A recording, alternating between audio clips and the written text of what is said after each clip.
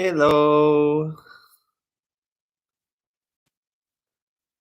Let this go for a little bit.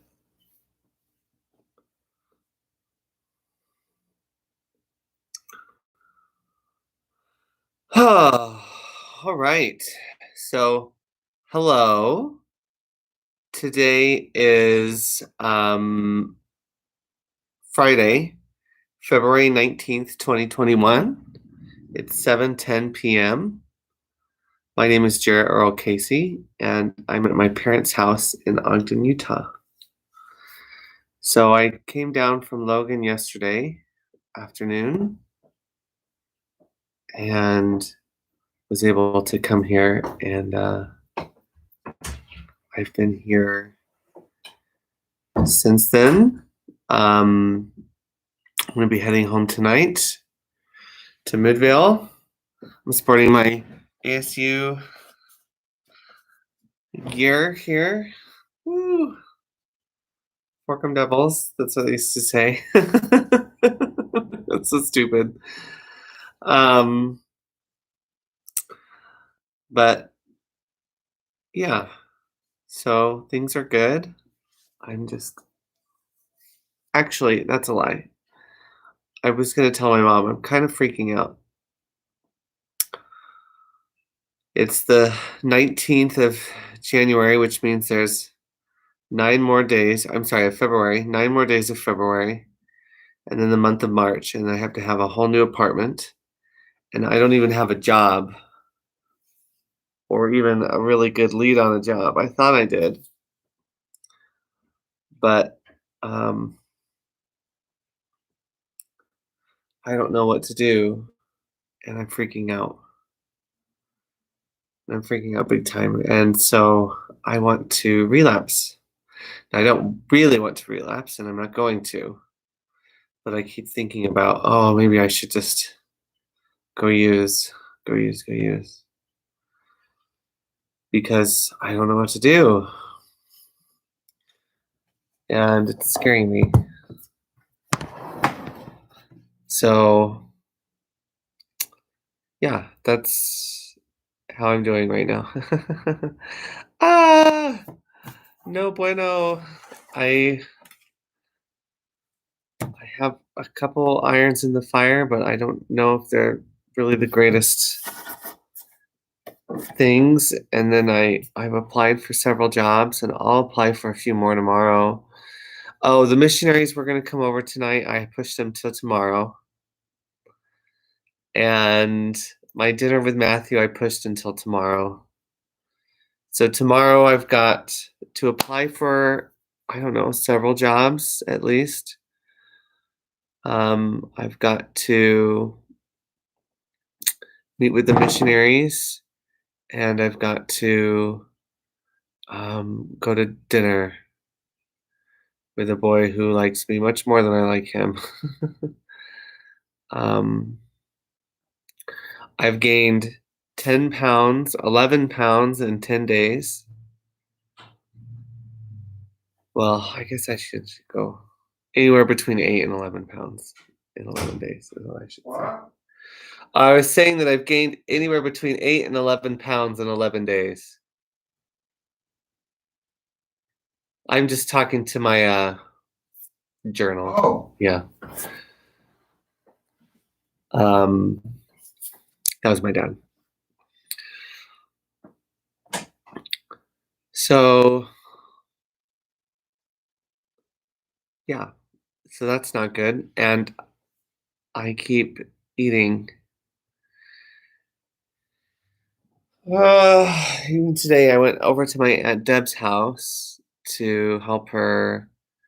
I just like to be there for her when she needs little things done around her house. And she was there for me. She let me stay on her couch um, when I thought it was the apocalypse.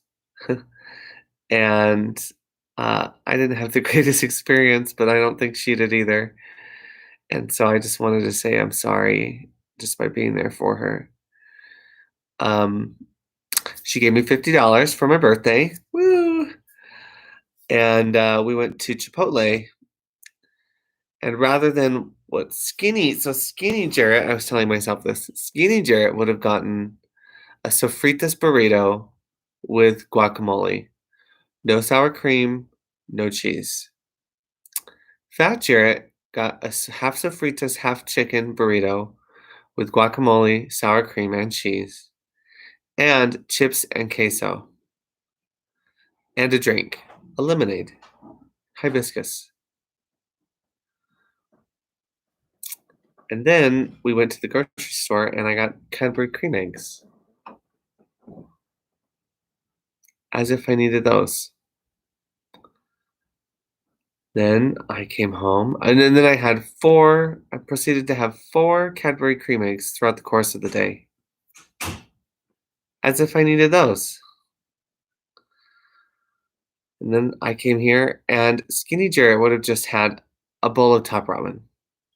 But Fat Jarrett had a bowl of top ramen, a piece of bread with butter, and pita chips. So Skinny Jarrett needs to report back to duty because I cannot be Fat Jarrett. I won't relapse because I'm getting fat, but it will make it just that much harder. And I'm not going to the gym right now because I can't afford it. And in 40 days, that's also going to start up again. So not only do I have to find a place to live, I have to try and I might have to just change my debit card number so that they can't charge my card and just let them charge it off as a bad account, which is really going to suck. But I'll have to call them first. Oh, I was just hoping to have a job first.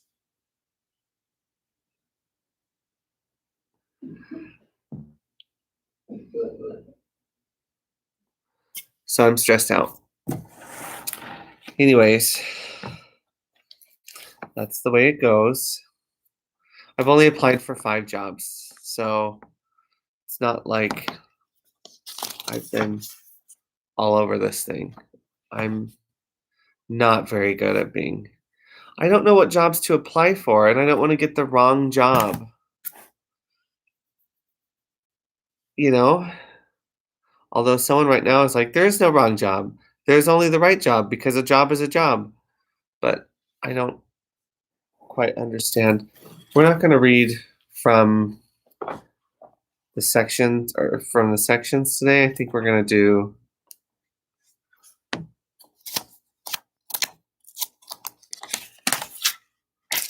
some of the lessons. Let me remember I am one with God. Oh, I just love these.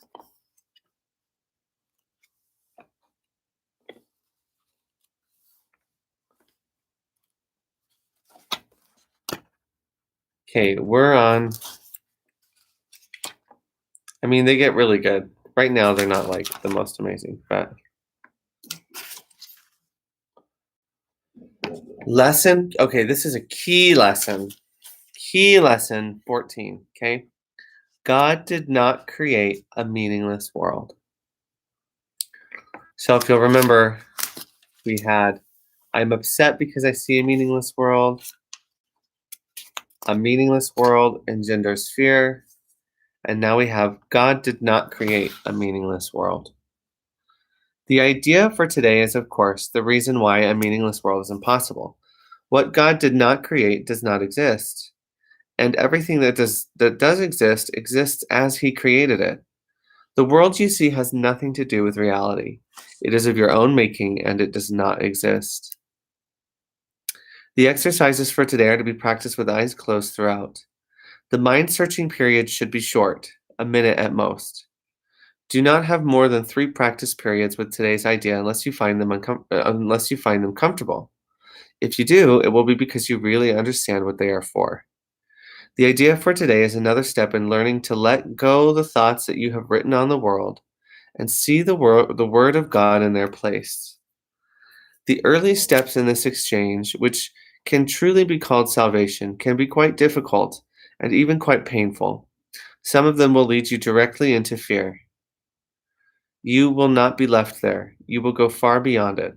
Our direction is toward perfect safety and perfect peace. With eyes closed, think of all the horrors in the world that cross your mind. Name each one as it occurs to you, and then deny its reality. God did not create it, and so it is not real. Say, for example, God did not create that war, and so it is not real. God did not create that airplane crash, and so it is not real. God did not create that disaster, and so it is not real. Suitable subjects for the application of today's idea also include anything you are afraid might happen to you, or anyone about whom you are concerned. In each case, name the disasters quite specifically. Do not use general terms. For example, do not say, God did not create illness, but God did not create cancer, or heart attacks, or whatever may arouse fear in you. This is your personal repertory of horrors at which you are looking. These things are part of the world you see. Some of them are shared illusions, and others are part of your personal hell. It does not matter. What God did not create can only be in your own mind apart from his. Therefore it has no meaning. In recognition of this fact, conclude the practice periods by repeating today's idea. God did not create a meaningless world. The idea for today can, of course, be applied to anything that disturbs you during the day, aside from the practice periods. Be very specific in applying it. Say, God did not create a meaningless world. He did not specify the situation which is disturbing you, and so it is not real. 13:9. Okay. God did not create a meaningless world. So this one is controversial. For you to say, "Oh, I don't like that. That's scary," or "That's no good." So God didn't create that, and so it isn't real. It isn't real. It's not happening. It's like, okay, well, this world seems to be real, and so we have to practice for a while, kind of both at the same time. So you acknowledge what's real and what isn't real. Okay? Only the world that God created is real. God didn't create this world as we perceive it. And he didn't create the things that happen on this world. He created a perfect world, and that world is still there. And we have to wake up to that.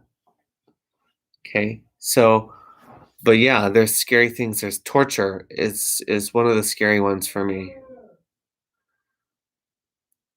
But God didn't create torture, and torture isn't real. And torture sure seems to happen here.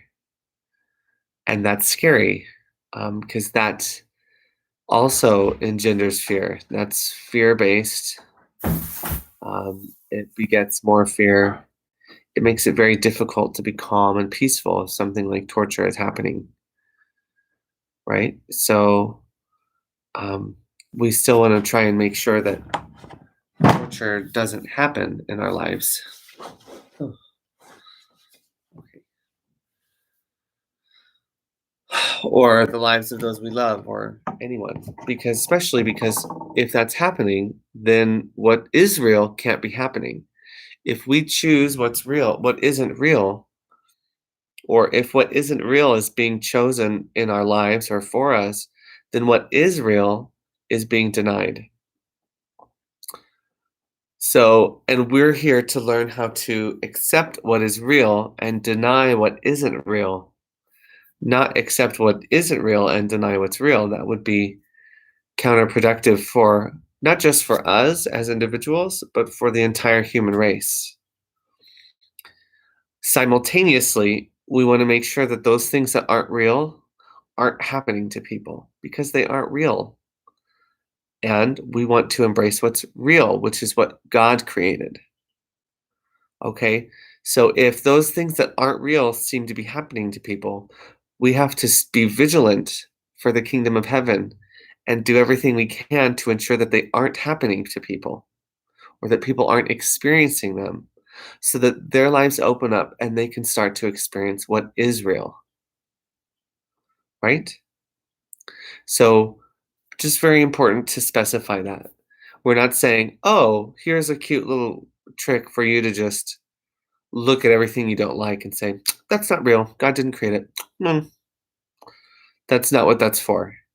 Although we do need to look upon those things and say, "Okay, those things aren't real.